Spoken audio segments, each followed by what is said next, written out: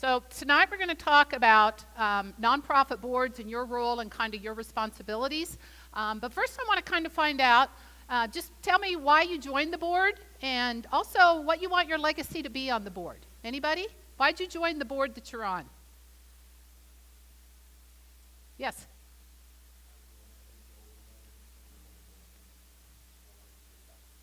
To give back to the community. And you're a new volunteer. You've only been in town for a few years. That's great. That's great. Anybody else? Why did you join the boards you sit on? Interested in the community? Yeah?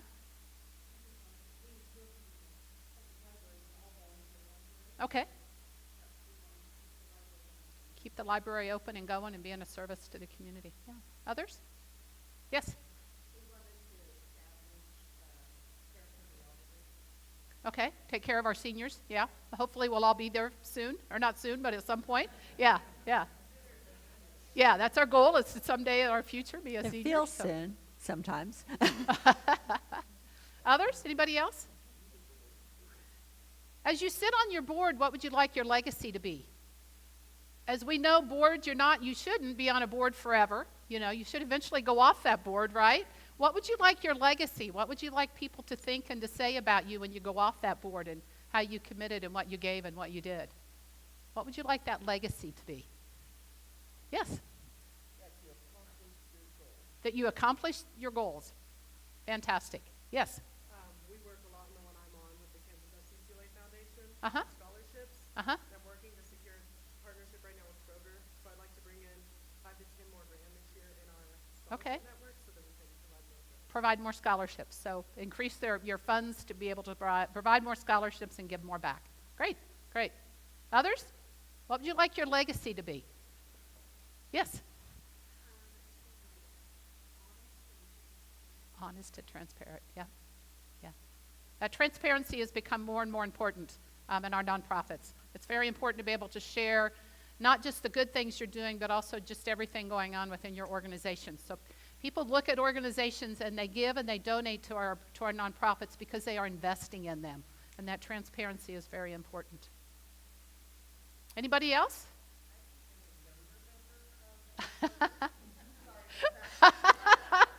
We won't get into the age thing here.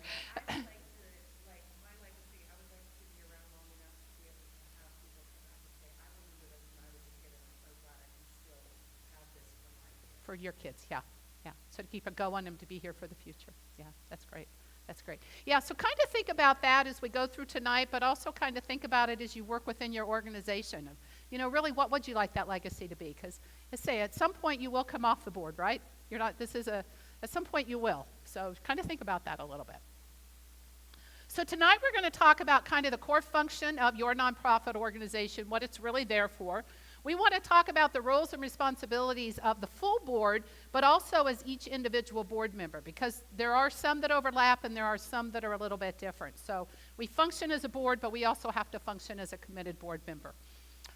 We want to talk a little bit about how to build a really strong and effective board.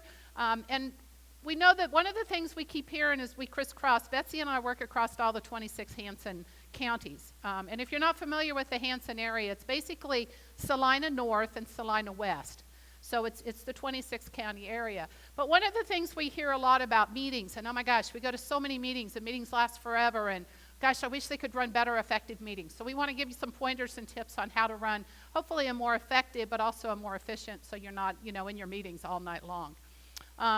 And then we also want to talk a little bit about sustainability and growth, because we can only do so much as an organization if we're growing and we can financially do what we're trying to do with our mission and our goals and our outcomes. So as a well-functioning board, one of the reasons that we started doing this with our community foundations, and we've done it with all 26 of the community foundations in the Hanson territory, but one of the reasons we really wanted to do is that we saw some that were working really well in some areas, some and not some others, and we really wanted to be able to strengthen and just give them some tips and pointers so they could really be more effective in their communities and where they're at. But a well-functioning board will really keep that organization going, and then we'll keep it moving forward. It's not going to stagnate. It's not going to kind of fizzle out. It's really going to keep growing. It's going to kind of keep meeting those goals and those outcomes and those visions that you all have for your organization.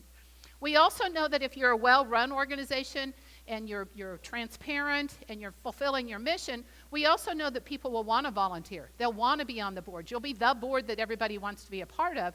But we also know that when you're doing that well and you're functioning as a board, we also know that dollars will come in. Grant dollars will be more available because you're doing what you say you're doing. You're fulfilling that mission. But we also know the donors in your community will be more likely and more apt to give to a well-run organization. But the other big thing is you'll be fulfilling your mission. And what comes down to it, we're going to talk a lot tonight about mission. I don't know how many of you know the mission of your organization. Mission statement? Yeah, okay. We're going to talk more about that mission statement. So kind of be thinking if you know it, and if you have one, if you know what it is, but just a heads up on that. But it allows you to fulfill that mission, which is what why we join boards.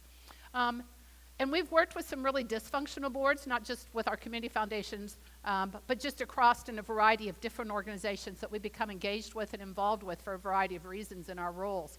And what we're seeing is if you have an organization that's not functioning well, you're going to lose staff, right? It's hard to keep staff if you have an organization and a board that's not functioning together and as a unit, as a team. We also know that funding is going away, right? People don't want to invest in you. People don't want to support you. Funders and foundations and other organizations, if you're not functioning, they're not going to fund you. Community doesn't respect what you're doing, right? And we've seen that with a lot of different organizations of different types across out here. And then as a board member, as a volunteer, when you're dysfunctional and you're on a board, there's a lot of anxiety and stress, right? You really don't want to go to the board meetings. There's too much controversy. There's too many issues. There's too many problems. And that's not what it should be on a board. Boards should be functioning well so that you want to come to the meetings, you want to keep it moving, and you're coming together as a team and you're working together. And of course, we've seen organizations close because they've not been functioning. They've had a bad board. They haven't been fulfilling their fiducial and their legal responsibilities. And we've seen a variety of organizations, not only just in Northwest Kansas, but across, have had to close. And a lot of it was because of misboard management and the board not doing what they were not only legally responsibility, but also what they personally volunteered and agreed and committed to do when they came on that board.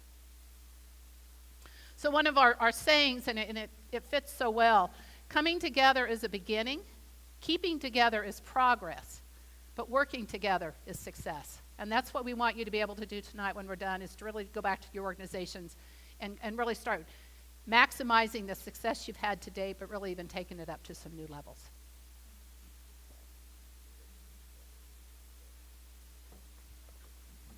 So we're going to talk a little bit about the core functions of a nonprofit organization. Very different from a for-profit organization, right? A business, but equally important in the community. So what makes an organization nonprofit? It doesn't mean you don't make money. Let's just get that off the table right now. Nonprofit organizations have to have money to function.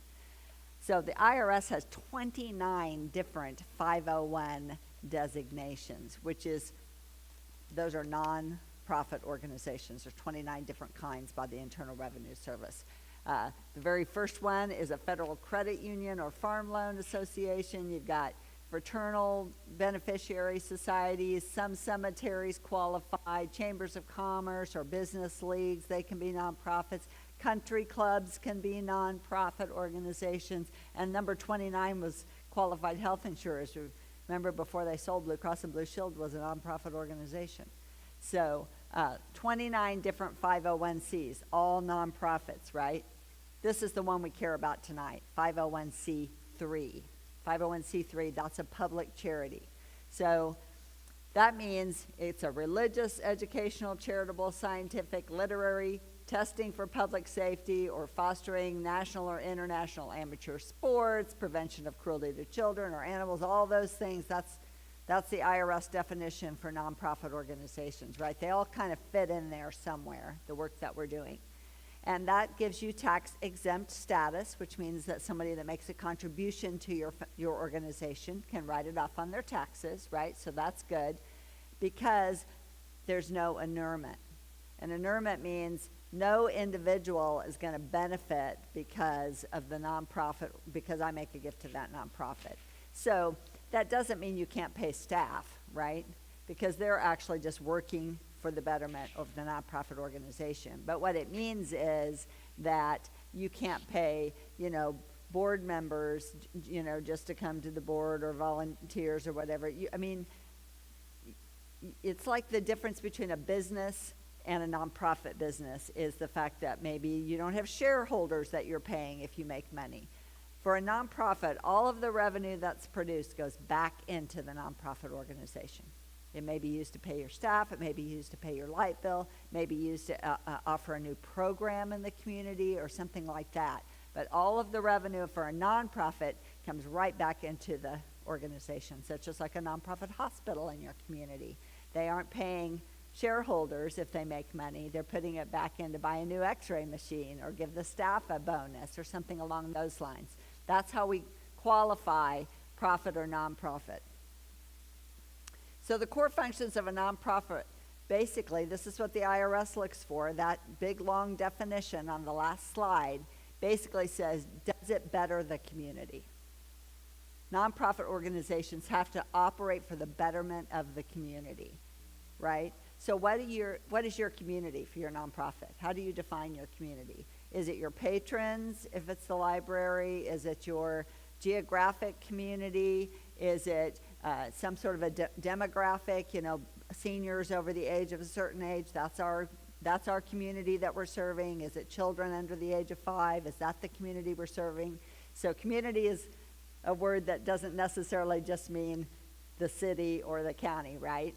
So you have to operate for the betterment of the community. That's why, like a church or a public school or a city, they're not always 501c, but they're considered municipalities or public organizations. So they can also take donations. They're considered nonprofit because everything that happens there, again, goes back into their work for the betterment. So a church, the assumption is everyone is welcome at a church, and churches do things to make the communities better and stronger. So they're also considered nonprofits, right? Or the city of Hoxie, or whatever city you might live in, they're basically considered like a nonprofit because everything they do is to better the community that they serve, which would be the city. So you have to provide a service or services that fulfill the mission and purpose of your organization. So Betty said we're going to talk about missions tonight, and the point of that is that every nonprofit organization has a mission statement somewhere. You should know what it is, but don't feel bad if you don't, because lots of times we've done this nonprofit training and people have had to whip out their cell phones and look on their website and figure out what their mission statement is. But the point is that when you applied for nonprofit status, you had to tell the IRS what your mission was. That's why you were able to get nonprofit status. So everything you do, every function in your organization has to support that mission. So if you don't know what it is, you should find out. If you don't have a mission statement, that's a good thing to work on. So we talked about nonprofit does not mean that you don't have money. If you don't have an mission, you aren't going to get people to donate. No margin. Can't do your work, right? But if you don't have any margin, you don't have a mission because you can't do your work, right? No mission, no margin, no margin, no mission. In other words, you do have to have income. You do have to have money and finances to operate a nonprofit organization and fulfill your mission. Core functions of a nonprofit organization, your funding is going to come from one of these sources more than likely. Grants, donations, fundraising events, or some sort of direct service payment or sales. So let's talk about that. Grants. Where do you apply for grants? There's government grants, there's regional foundations, there's community foundations, there's private foundations in communities. So you go to grants. These are a few of the things you have to have more than likely to be able to apply for a grant. Proof of your charitable status, your financial position, any partners that you're working with on that project in the community, the timetable. Really the big one, how is it going to benefit the community? Every funder wants to know that. Is the project going to be sustainable? What are you going to do to move it forward if you don't get full funding? This isn't a grant workshop, so we're not going to go into a lot of detail on that, but there are grant workshops offered periodically in the area, and I'd recommend that if you want to pursue grants, that you attend some grant writing workshops. And then if you do get a grant, make sure you follow up timely with your grant report and your thank yous, those kinds of things. So this is a new page that's been put up by the Kansas Department of Commerce that we just found out about this week or last week. Yeah, last week. Last few days. And they have got a grants calendar now on their website. So these are going to be state grants, but very helpful. We have been asking for this for a long time as a place where people can just go and find out what's available out there, right? And so it's at the Department of Commerce. And you can't read this because it's small, but I just wanted you to know this is kind of what happens. You click on that grant calendar, and it's going to say, here's the grant, here's how much is available, here's how much match you might have to provide to qualify for that. Here's, when we're going to announce it, here's when the application period is, here's when awards will be announced, and here's the project contact. So really, they've done a nice job of creating a very helpful page for any kinds of grants that come out of the Department of Commerce. And we have seen in about the last 3 years probably a lot more money coming out through the state, a lot more grant opportunities out there. Some of it's been COVID money, other projects have been happening, but there's a lot more happening, and communities have had a hard time keeping up with what's available and getting it done. If you're doing government grants, you might also consider hiring a grant writer because they can be a lot more complicated than like a community foundation grant. So just a little bit of information on that kind of funding that you might look for your nonprofit. So the other way you get your funding as a nonprofit is through donations, right? Current donors to your organization, they're giving you money. Donors to similar organizations. I always tell people, you're looking for new donors, check out the annual reports and the websites of organizations in the area that are doing similar work. Those people might be equally interested in your organization and just not know about it, right? We're not stealing each other's donors. The pie's not finite, but you're introducing an opportunity for a donor that might be interested in the kind of work you do to also support your organization. And then new donors, new people that come to the community, or if you do some good marketing, people find out about you and can provide donations. So you use social media, we have posters, signs, table tents, etc., to attract donors to our organizations. Or if you have an actual campaign going on, I always say you should have direct solicitation, sit down and talk to your donors, tell them your story, find out what they might be interested in supporting. Letters, postcards, those things are good, but there is nothing that beats a conversation between somebody that's passionate about an organization. That's all of you, because you're sitting here on a Wednesday night listening to a board training, right? You're passionate about what you do.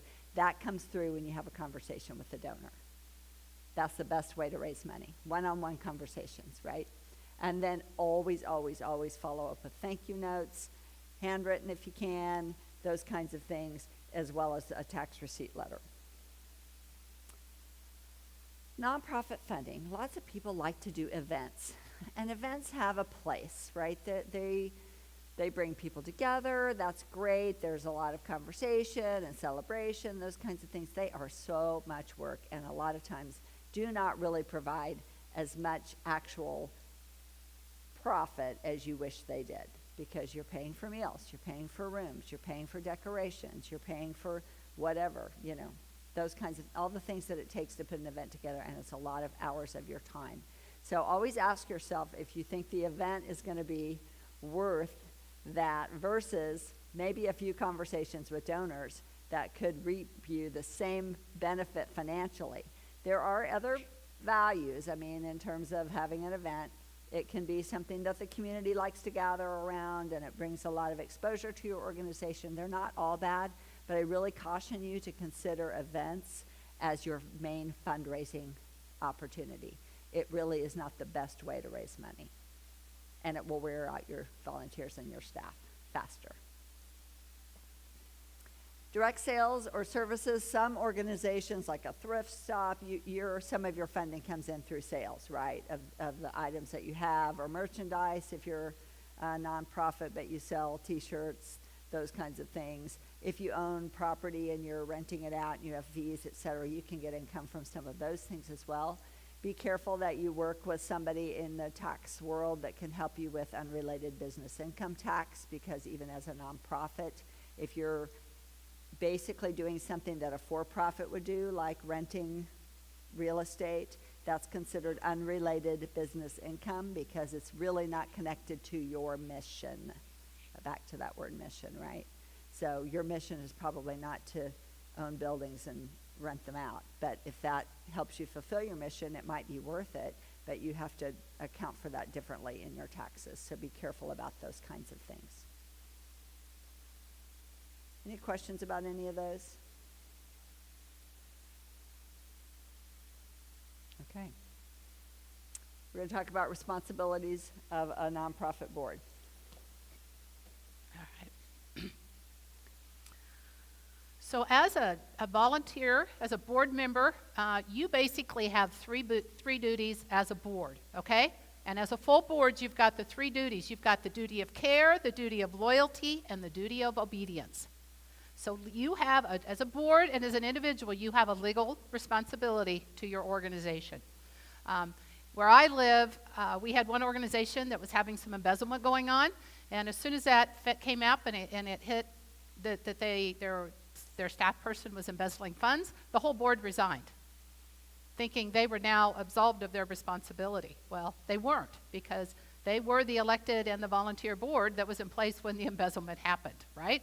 So them stepping off the board at that point, they were still responsible for the actions of the board while they were on that board. And luckily it all got worked out, and of course the guy went to prison for a while. They didn't get their money back, and all those horrible things happened. But that legal responsibility is very important, and one that board members need to be aware of.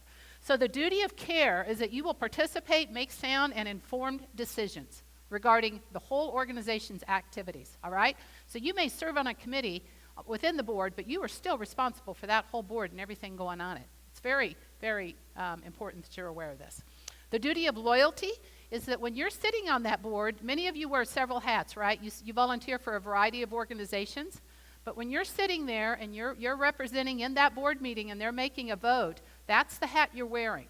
You may have an interest in a project that's being discussed, or you may have an interest that, well, wow, if I vote to do this in this organization, it's going to hurt the other organization, right? Because we wear multiple hats in our communities. But when you're sitting in that boardroom and you're voting on that decision, you have to vote in the best interest of the organization that you're representing and voting, all right? It's not the other ones that you represent at other nights and other times when you're in meetings. It's the one you're sitting at and that you're voting on. You have the duty of obedience, which is that you agree to comply with all federal, state, and local laws and regulations, and that you will ensure that your organization is in compliance at all times, okay? Very, very important for all of our board members to be aware of those three very important legal responsibilities. And it comes back into it, too, that what you're doing is you're bringing that all back and you're committed to that mission, right? The mission of that organization that you're sitting there in that board. So the responsibilities of a board, just overall, you need to establish the mission and the vision for your organization. Do you know your organization's mission? Anybody? Anybody know the mission? Do you have one? Do you know if you have one? You have one, but you just don't know it. Okay. I'm going to encourage you to go back and find that mission and make sure that it's talked about and discussed. Make sure it's still fitting. Make sure it's still appropriate. And think about the vision. We talked about your legacy, but what's the vision of your organization, and where do you want that organization to go? What do you want to be doing? What's its future look like? So be thinking about that as a board. That is your responsibility, is that mission and that vision. We do kind of recommend that on your board agendas you put the mission statement.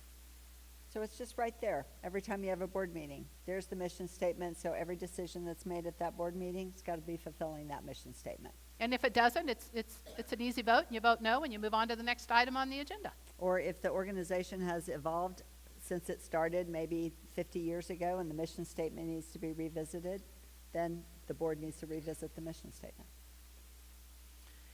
It is your job to provide the leadership and to advise, right, the staff and the organization of what's going to happen, what can't happen. It's your job to promote. Carl did a great job tonight on the Next Tech internship program. Be able to talk about it and promote and tell people that you're on the board and this is what you're doing and these are some of the exciting things going on within that organization. It's the board's job to govern each other and the board as a whole. So if I'm your staff person on your board, for your organization. It's not my job to tell you, the board, you're not doing right. It's not my job to tell a board member, hey, you're not participating, you're not coming to meetings. That's the board's job, to govern themselves as a board and to govern each other, all right? So if you've got a slacker, or if you've got somebody not pulling the weight, that's you all's job. That's you all's team responsibility to come through and do that. How many of you have reviewed and looked at any of your policies, some of your procedures, or your bylaws? Anybody looked at your bylaws lately? You have? Good. Anybody else? You've looked at some bylaws? Good. Anybody else? Good. Any? You know you have bylaws, right? Right? Okay. We're going to recommend you review those bylaws every couple years. Take a look at them. Have a task force, a group, take a look at those bylaws and look at them every couple years. First of all, make sure you're in compliance. One of the things we found out during the pandemic was a lot of our organizations, because of the pandemic, were meeting by Zoom or by phone, right, by technology. It wasn't in their bylaws that they could do that. So do your bylaws allow you to vote and to use technology to hold meetings and or to vote? Okay? Just little things like that. Go back and double check. It's also a good review for you as a board to make sure that you are in compliance. Several boards may have that if you don't attend X number of meetings, then you're automatically off the board, right? But a lot of our board members and our organizations aren't aware that that's in their bylaws, so they're not pertaining to that. Some of them will have in there that you've got term limits, right? But nobody's paying attention to the term limits because nobody's looking at the bylaws, okay? So that's very important to come back to. As a board, you need to know about the policies and the procedures that are within your organization, and are they still pertinent? Are they still working? Are the staff implementing those? Are they following the policies and procedures, and are they appropriate for your organization today? Okay? Yes?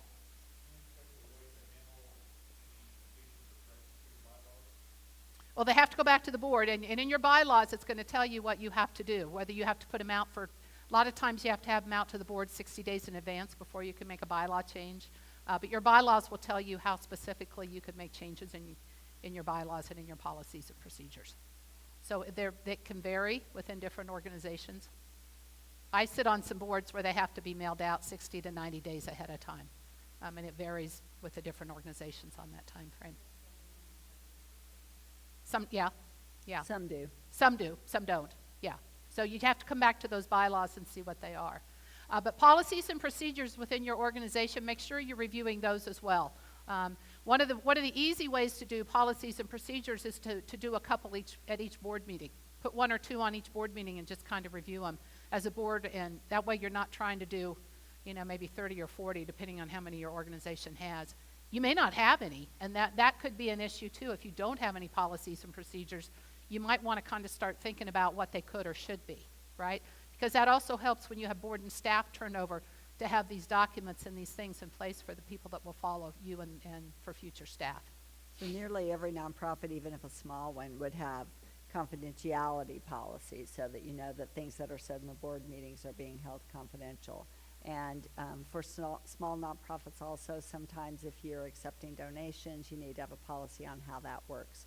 Who's getting the mail, who deposits the checks, those kinds of things, because it's important to have more than one person, not have one person handling all of that from start to finish, because it opens the door for accusations of fraud, even if it's not happening, those kinds of things. So if you may be thinking, we're a small organization, we don't have any policies or procedures, but I guess what we're saying is you probably should have some.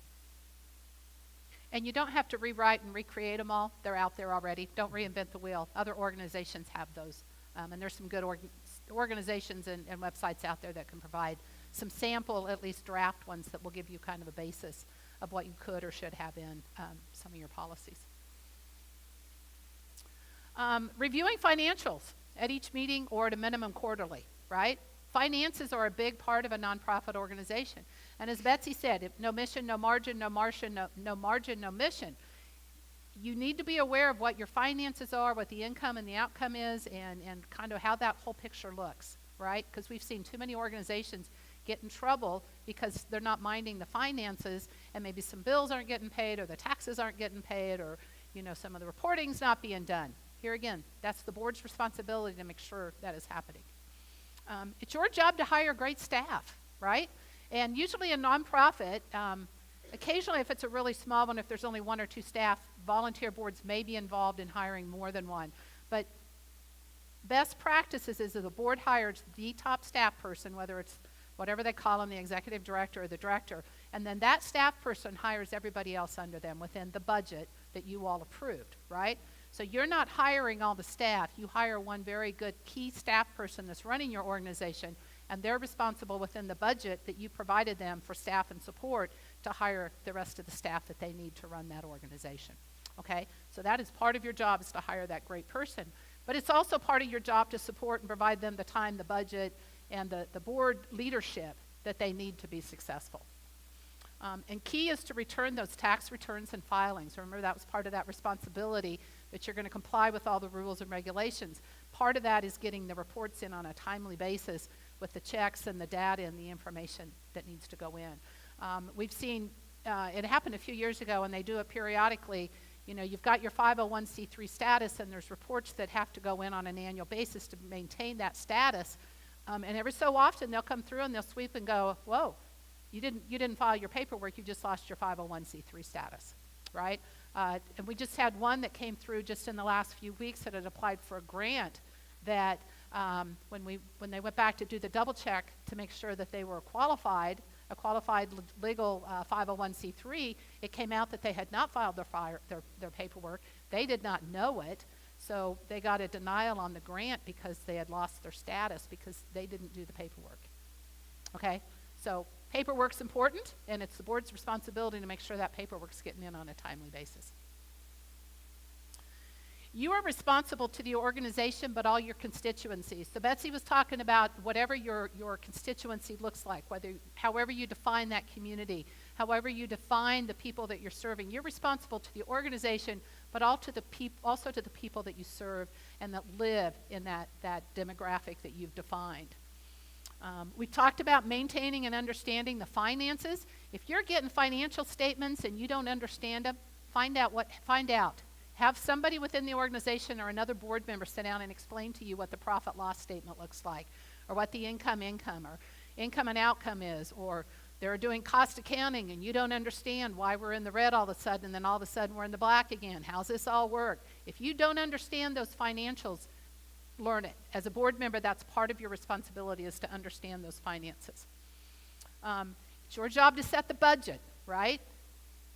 You come and the staff may come and they'll come and they'll give you a recommended budget, but it's your job as the board to approve that budget and to make sure that that budget is appropriate and that you've got the income and the outcome that's going to be appropriate for your organization to function for the next 12 months. And if you have a strategic plan, how many of you have a strategic plan for your organization? How many of you kind of know where you're going to go the next 3 to 5 years? Good, you guys do? Okay. Anybody else? Something to think about as a board is, where do you want to be in 3 to 5 years?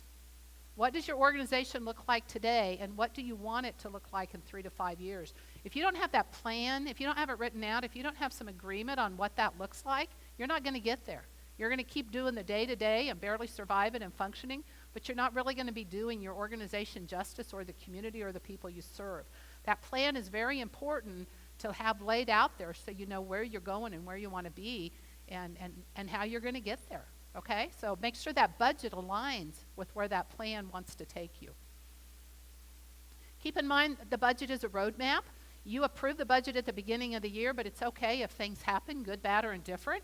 Maybe you got a big cash influx. Maybe somebody left an estate gift and you've got some money and you can do some different things in the budget. Maybe you had something fall through and you've lost some funding and you've got to realign that budget. But that budget is a plan. It's in pencil. It's not in ink. So that's part of that job of reviewing to make sure you're in line with the budget. Here again, both with income and outgo. But you guys need to make sure that budget's aligning with where you need to go and that you've got the dollars to make it happen. And be realistic. I have sat on too many organizations as a staff and a board member, and they go, wow, we need X number of dollars. And they'll go, well, we'll just have the development program go raise more dollars. We'll just put all this overage over here on the development staff to try to do that, right? We need another $50,000, so we'll charge the development people to go raise $50,000, more than they've ever raised before, right? Is that real? Is that something that's real? Can they really do it? Or is that possible for them to do that? Or is that just a way to balance the budget so you can all vote and go home that night? Okay? So make sure that budget is based on reality and what can really happen and what you as a board here again are volunteering and committing to do to help make happen. It's not your job or your role to be controlling or micromanaging. If you have a staff person or if you have volunteers that are assigned responsibilities, let them do the job that they've been trained and assigned to do, okay? And I know some of you are volunteer, but I'm sure you have some volunteer assignments that specific people do.